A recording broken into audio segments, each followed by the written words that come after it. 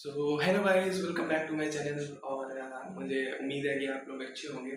पिछली वीडियो पे मुझे से अच्छा रिस्पांस दिखा था, तो मैं एक नई वीडियो लेके आ गया हूँ ट्रिग्नोमेट्री का part two black book important questions. मतलब मैं ब्लैक बुक से इंपॉर्टेंट क्वेश्चन कराता हूँ। जैसे पिछले पार्ट में हमने देखा था, 3 इंपॉर्टेंट मैंने क्वेश्चन आपको दिए थे और वो 3 इतने अच्छे क्वेश्चन थे। एक कोसाइन सीरीज वाला था जो एपी सीरीज में, प्रीवियस वीडियो पे आप जाकर देख सकते हैं।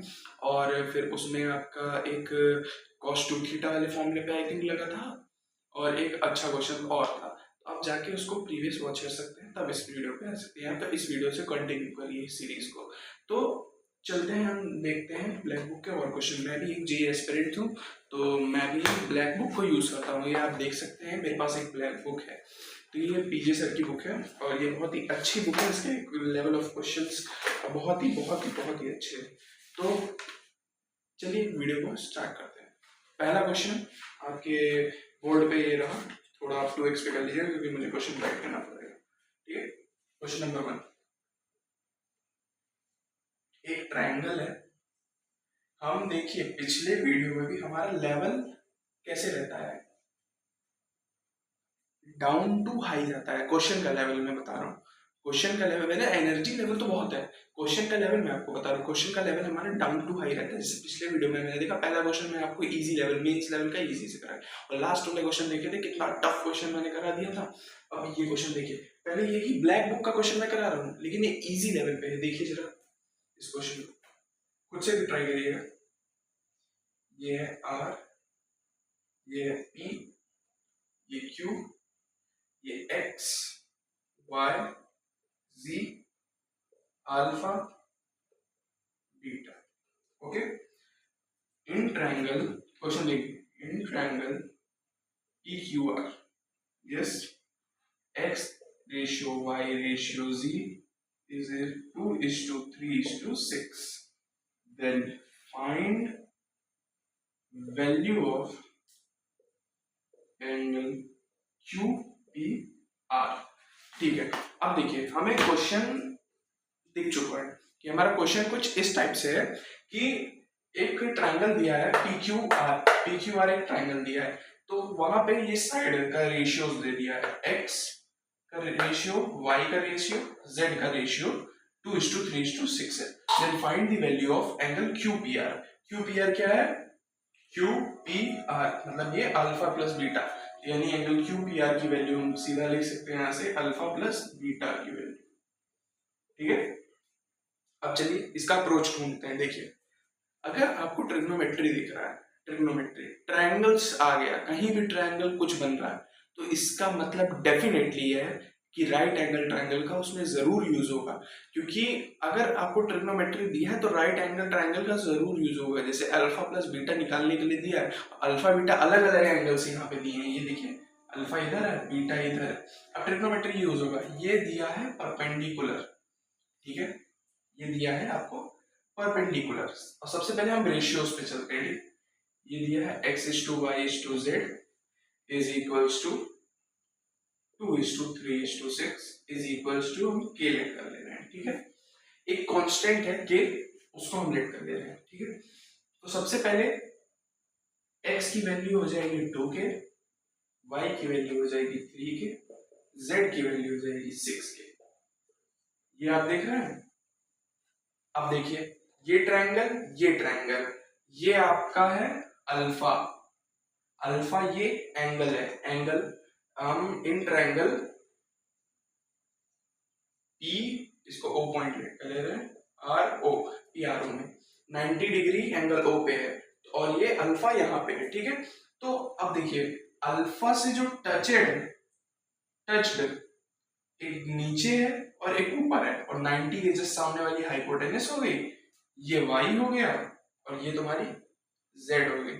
अब देखो यहाँ पे tan थीटा क्या हो जाएगा, यहाँ का जो tan थीटा यानी tan alpha is equals to perpendicular y base perpendicular y by base z। अब y बाई z की वैल्यू हमसे उठा दो, y की वैल्यू 3k, z की वैल्यू 6k, ये कटा, ये हाफ आ गई, तो tan अल्फा की वैल्यू 1/2। अब चलिए हमें tan अल्फा मिल गया। अब इसी के अप्रोच से हम tan बीटा भी निकालते हैं, ठीक है। ये बीटा है, ये 90 है, तो ये x है, ये z है, तो tan बीटा क्या हो जाएगा, tan beta is equals to x upon z। पूछो कैसे, ये 90 है, ये एंगल रेफरेंस एंगल यहाँ पे, ये देखिए रेफरेंस एंगल तो ये है, इस ट्रायंगल को ज़ूम करिए, ठीक है, ये 90 डिग्री, ये रेफरेंस एंगल, इसको हम ऐसे बना देते हैं, ठीक है। ये कुछ ऐसे नहीं हो जाएगा, ये वाला एंगल यहाँ आ जाएगा बीटा, ये वाली जो साइड है 90 डिग्री से अटैच होगी, है ना, 90 डिग्री से अटैच, ये x हो जाएगी और ये वाली हो जाएगी z। तो यहाँ से हमें tan बीटा कितना मिल जा रहा है, x अपॉन z। x की वैल्यू कितनी है 2k, z की वैल्यू 6k, कट गया 1/3। अब चलिए इतना चीज देख लीजिए, नोट करिए। अब इसके आगे हम अल्फा प्लस बीटा कैसे निकालें, अब यहीं पे आपका अप्रोच बनना चाहिए। अब देखिए हमें किसकी वैल्यू पता है, tan अल्फा की पता है, tan बीटा की पता है, और tan अल्फा प्लस बीटा का फॉर्मूला लगा के हम निकाल लेते हैं tan अल्फा प्लस बीटा की वैल्यू, तो वहां से हमें अल्फा प्लस बीटा की वैल्यू मिल जाएगी। देखिए इसको मैं थोड़ा सा इरेज कर देता हूँ, फॉर्मूला बताइए जरा, tan of alpha plus beta की वैल्यू होता है tan alpha plus tan beta divide by 1 minus tan alpha tan beta, ठीक है, ये हो गया। अब tan अल्फा की वैल्यू हाफ आई थी, tan beta 1/3, 1 minus half into 1/3, इसका एलसीएम ले लीजिए 5/6, इसको करेंगे सॉल्व, तो 3 2 6, 6 माइनस 5/6, ये कटा, तो हमें क्या मिल गया, इधर देखिए tan of alpha plus beta is equals to 1। अब देखो सिंपल है, tan of alpha plus beta, tan की वैल्यू 1 क्या होती है, tan ऑफ π/4, तो अल्फा प्लस बीटा की वैल्यू π/4 के बराबर, यही आपका आंसर हो जाएगा इसमें π/4। अब ये सोचेंगे कि इतना आसान है, तो इतना आसान नहीं होता भाई, मेरी ब्लैक बुक में दिया है क्वेश्चन। अब आपको नहीं विश्वास हो रहा है तो मैं क्वेश्चन नंबर भी बता दे रहा हूँ कि अगर आपके पास ब्लैक बुक हो तो आप खोल के देख सकते हैं। ब्लैक बुक का कंपाउंड एंगल्स का क्वेश्चन नंबर 15, ये 15th क्वेश्चन है, इसको चेक कर लीजिएगा अगर आपको लग रहा है कि मैं ऐसे कोई भी बोर्ड लेवल का क्वेश्चन ले आया हूँ, ठीक है। अब एक और इजी लेवल का क्वेश्चन है, आप लोगों को एक बार करा देता हूँ, देखिएगा जरूर, ये भी क्वेश्चन है लेकिन इजी है।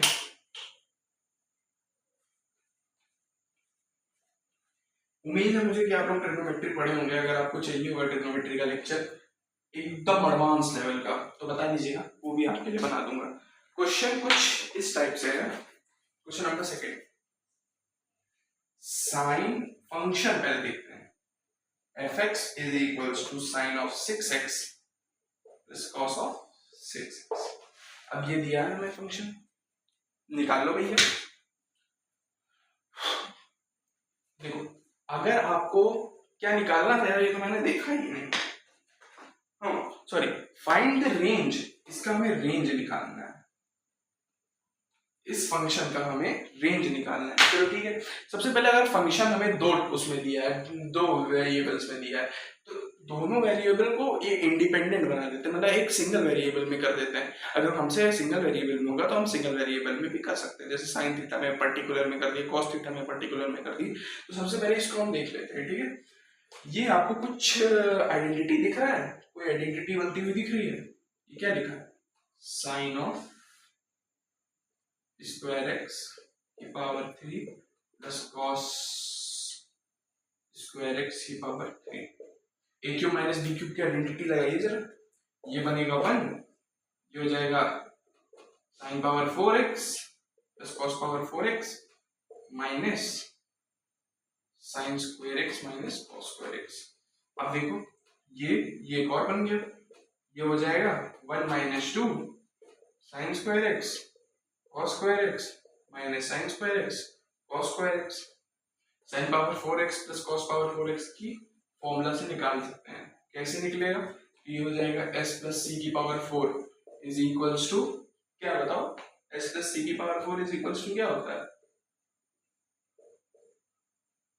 डायरेक्ट नहीं करिए आप, पहले इसको छोटे छोटे स्टेप पे तोड़ के करिए, s स्क्वायर प्लस सी स्क्वायर की पावर 4 पे करेंगे तो ये हो जाएगा एस पावर 4 प्लस सी पावर 4 प्लस 2 एस स्क्वायर सी स्क्वायर, ठीक है।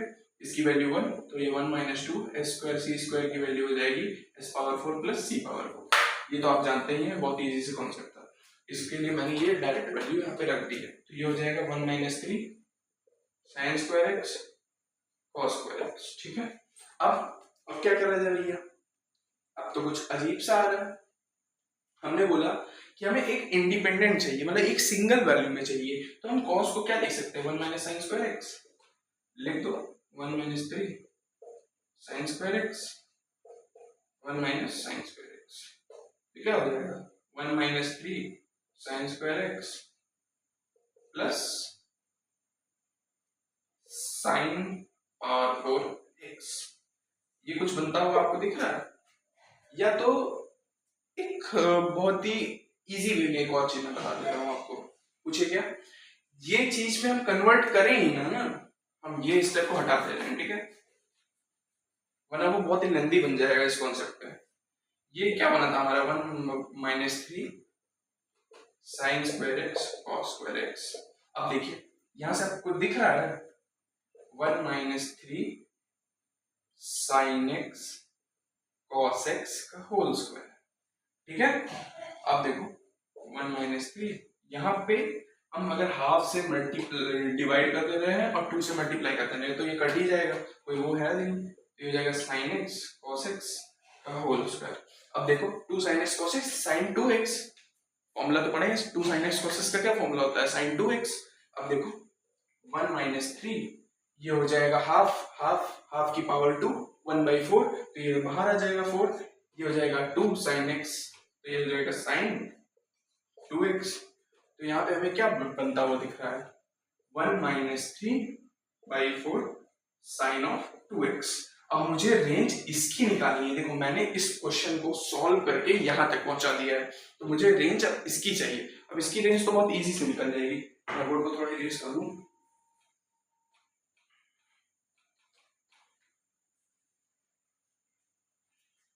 देखिए इसको साइन एक्स की रेंज कितनी होती है, -1 to +1, यही तो होती है साइन एक्स की रेंज। अगर एंगल चेंज कर दिया जाए, जैसे 2x हो गया 3x हो गया 4x हो गया, तो इस पे साइन एक्स की रेंज बदलती नहीं है, सेम ही रहती है, तो कोई दिक्कत वाली बात नहीं है। तो हम क्या लिख सकते हैं, साइन जो 2x है उसकी भी रेंज हो जाएगी -1 से 1। अब चलो -3/4 से इसको मल्टीप्लाई करो, -3/4 साइन 2x, ये हो जाएगा, अगर -3/4 से अगर हम इसको मल्टीप्लाई करें तो ये आप जानते हैं इनइक्वालिटी में रिवर्स हो जाती है इनइक्वालिटी, मतलब ये वाला इस साइड आ जाएगा, -3/4 क्यों जी, -3/4 और कुछ गलत हो रहा है क्या, देखिए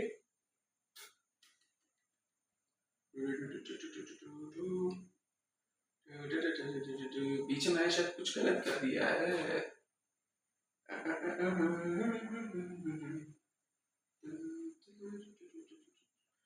ओहो, फॉर्मूला साइन स्क्वायर एक्स होगा, पूछिए कैसे।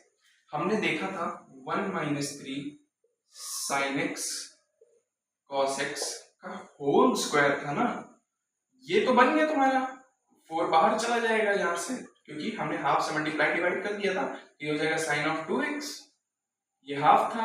अब इसका जब स्क्वायर लेंगे तो ये हो जाएगा 1/4 साइन स्क्वायर 2x, ये बनना चाहिए था, तो 1 minus 3/4 sine square 2x, sorry for I apologise, ये होना चाहिए ये, ठीक है।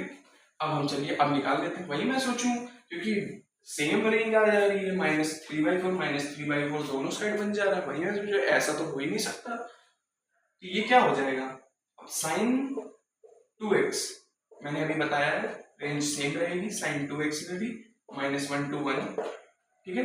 अब स्क्वायरिंग कर देते हैं, तो स्क्वायरिंग में रेंज कैसी हो जाती है, ये 0 चली जाएगी, हाँ ये 0 चली जाएगी, क्योंकि स्क्वायर में साइन का निगेटिव वैल्यू हो नहीं सकती है, और ये 1 ही रह जाएगी। तो इसकी रेंज क्या बन जा रही है, साइन स्क्वायर 2/x, इसकी रेंज बनेगी 0 to 1।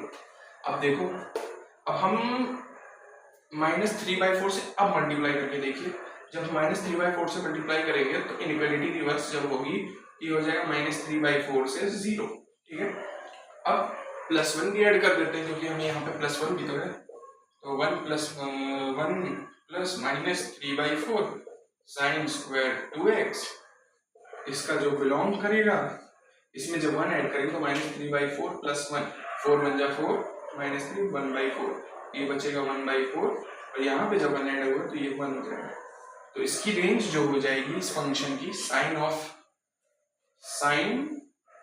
6x + cos 6x, इसकी जो रेंज निकल के आएगी ये 1/4 से 1 आएगी। ये भी बहुत ही अच्छा लेवल का क्वेश्चन था, मतलब ज्यादा इतना हाई लेवल का नहीं था, हाँ ठीक ठाक क्वेश्चन था। ये भी आपका आ सकता है ये क्वेश्चन, जैसे कि इसको लेवल पे, ये तो मेंस लेवल पे, एडवांस पे तो आपको ऐसा क्वेश्चन जरूर नहीं मिलेगा क्योंकि इतना आसान क्वेश्चन एडवांस वाले क्यों ही देंगे। ठीक है, इसको मैं इरेज कर देता हूँ। आज का लास्ट क्वेश्चन लिखवाने जा रहा हूँ, इसको भी देख लीजिए क्योंकि आखिरी क्वेश्चन है आज का। कुछ सारे कल में कोई बढ़िया क्वेश्चन मजेदार।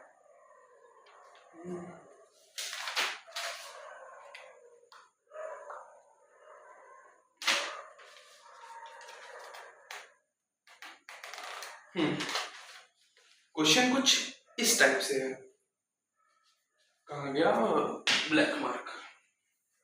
14th क्वेश्चन है आपके ब्लैक बुक का, है ना। पिछला वाला क्वेश्चन कौन सा क्वेश्चन नंबर था मैं बता दे रहा हूँ आपको, वो भी चेक कर लीजिएगा। 30th क्वेश्चन था ब्लैक बुक का, अगर आपके पास ब्लैक बुक हो तो ब्लैक बुक से आप चेक कर सकते हैं। तो ये है आपका 14th question of black book. दिया है a = sigma r = 1 to 3 cos 2rn 7 and b = sigma r = 1 to 3 cos 2 power r pi/7।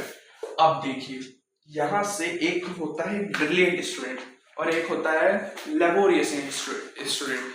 तो जो लेबोरियस स्टूडेंट्स होते हैं वो क्या रहते हैं, उनको फॉर्मूला याद कर लेते हैं, उसी के पीछे लगे रहते हैं, मतलब वो फॉर्मूला बेस्ड सोचते हैं।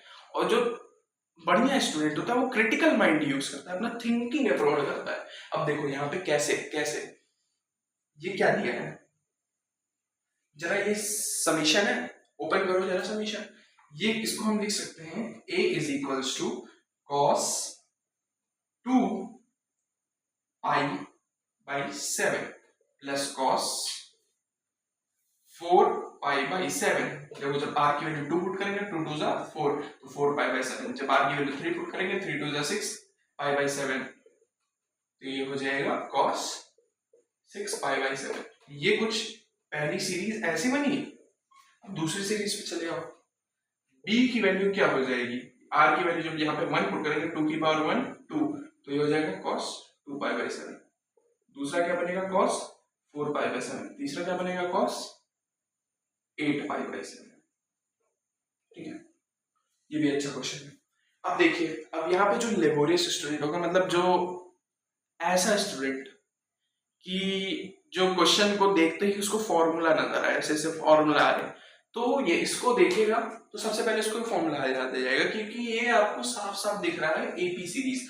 अगर ये एपी सीरीज दी है तो इस पे वो तुरंत फॉर्मूला लगाने लगेगा, क्या, sine n β/2 into cos alpha plus n-1 β/2 divided by sine β/2। यहां से वो a की वैल्यू निकालेगा, ठीक है। और फिर यहां पे b, देखो लोग सोचते हैं 2 स्क्वायर 2 पावर 4 कोसाइन सीरीज पे चले जाते हैं, लेकिन आपने ध्यान दिया है कोसाइन सीरीज पे प्रोडक्ट होता है लेकिन यहाँ पे सम है, तो आपको प्रोडक्ट पे करना है ना, तो प्रोडक्ट कोसाइन पे जाता है, यहाँ तो सम है तो सम पे नहीं जा पाएगा, तो यहाँ पे वो लगाएगा साइन सी cos c plus cos d। फिर इस पे जब लगा लेगा तब इस पे लगाएगा cos c plus cos d, तो यहाँ पे b की वैल्यू तब उतनी लंबी निकालेगा। तो ये तो बड़ा लंबा हो जाएगा। हमारे देखिए जेई में एक क्वेश्चन करने के लिए लगभग 1 या 2 मिनट होता है, तो आप इतना लंबा करेंगे तो कैसे आपका काम होगा। अब देखिए इसी क्वेश्चन का अप्रोच बहुत ही इजी लेवल पे मैं बताने जा रहा हूँ, ठीक है। अरे अरे तो मैं गलत चीज यूज कर दिया, फिर से लिखना पड़ेगा। देखिए cos 2π/7 प्लस cos 4π/7। अब देखिए ये हमारी a की वैल्यू थी, ये हमारी b की वैल्यू है। कुछ सिमिलर दिख रहा है, नोटिस करिए कुछ सिमिलर दिख रहा है इसमें। अब ऐसे क्वेश्चंस में आपको सिमिलरिटी कुछ भी दिख रही है तो बता दीजिएगा, क्योंकि जैसे आप पिछले मेथड से करते तो इतना लंबा चला जाता। मैं बता रहा हूँ टाइम टेकन था 5 से 10 मिनट आपका एक क्वेश्चन नहीं जाता। अब देखिए सिमिलरिटी देखिए कि ये दो टर्म सेम नहीं है। cos 2π/7 cos 2π/7 cos 4π/7 cos 4π/7। अब देखो ये दो टर्म सेम है। Substitution is a best method, क्योंकि हमें रिलेशन चाहिए ए एंड बी में, हमें ए और बी में रिलेशन ही चाहिए। देखिए ऑप्शन हमारे में क्या पूछा है, if a is equals to a, b is equals to a, then तो then मतलब उसका रिलेशन हमें a और b के बीच में क्या रिलेशन है, a कॉमा b के बीच में रिलेशन क्या है। अब देखो ये है a, तो a minus cos 6π/7 is equals to cos 2π/7 plus cos 4π/7। ये आया, ये उठा के इस पे पुट कर दो, तो b की वैल्यू क्या आ जाएगी, a minus cos 6π/7 minus cos 8π/7। इसको थोड़ा इरेज कर देता हूं। b की वैल्यू कितनी आएगी, ये, तो इसको रीअरेंज कर देते हैं, a plus cos 8π/7 minus cos 6π/7। अब क्या, जरा ये एंगल देखिए। अब देखो ऐसे क्वेश्चंस में अगर अननोन एंगल्स ने, इसकी वैल्यू आपको पता है 8π/7 6π/7 की वैल्यू पता है, तो ऐड सब्ट्रैक्ट करके देखिए सबसे पहले।